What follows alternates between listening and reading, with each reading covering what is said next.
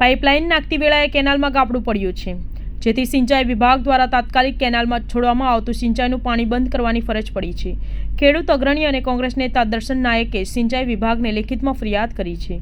જવાબદાર અધિકારીઓ સામે પગલાં ભરવાની માંગ કરી છે। પાલિકાના કોન્ટ્રાક્ટરે કહ્યું કે અમે અમારી ભૂલ સ્વીકારીએ છીએ। પાઇપલાઇન નાખતી વેળાએ ગાબડું પડ્યું છે। સિંચાઈનું પાણી બંધ કરાવી યુદ્ધના ધોરણે કામગીરી શરૂ કરવામાં આવી રહ્યો છે। તમામ મશીનો કામે લગાડવામાં આવ્યા છે। સાંજ સુધીમાં ખેડૂતોને પાણી મળે તે પ્રકારની કામગીરી શરૂ કરવામાં આવી છે। દર્શન કુમાર અમૃતલાલ નાયક, ગુજરાત પ્રદેશ કોંગ્રેસના મહામંત્રી, ખેડૂત આગેવાન।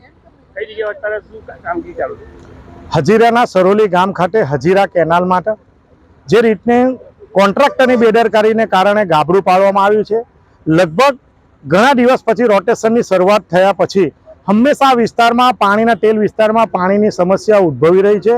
ખેડૂતોનો હંમેશા ડાંગર, શાકભાજી, શેરડીનો પાક સુકાતો હોય છે અને કોન્ટ્રાક્ટર પોતે રોટેશન ચાલુ હોવાથી સરકારનો પરિપત્ર છે સિંચાઈ વિભાગને કે કોઈ પણ રોટેશન ચાલુ હોય ત્યારે કામગીરી કરવાનો ન હોય, પણ કોન્ટ્રાક્ટરની બેદરકારીને કારણે આજે આ ખેડૂતો અને હજારો હેક્ટર શેરડી ડાંગર પકવતા ખેડૂતો એનો ભોગ બન્યા છે। આની સ્થાનિક આગેવાનોને રજૂઆત કરતા ખેડૂત સમાજના રમેશભાઈ, કેતનભાઈ, ઈશ્વરભાઈ, કલ્પેશભાઈ બધા અમે આગેવાનો સ્થાનિક જગ્યાએ આવીને આની રજૂઆત કરીને તાત્કાલિક અસરથી માનનીય મુખ્યમંત્રીને પત્ર લખીને વિનંતી કરી છે કે જે જવાબદાર અધિકારી હોય, સિંચાઈ વિભાગના હોય, કોર્પોરેશનના અધિકારીને કોન્ટ્રાક્ટરને બ્લેકલિસ્ટ કરીને સામાન્ય માણસ પર જ્યારે પોલીસ કેસ થતો હોય તો આવા કોન્ટ્રાક્ટરની અમે પોલીસ કેસ થવો જોઈએ એવી લાગણી અને માંગણી અમે રજૂઆત કરી છે। દર્શનભાઈ, ખેડૂતોની સાથે વારવાર અન્યાય થાય છે, શું કહેશો આ રીતની ઘટનામાં? ખરેખર હવે શું પગલાં લેવા?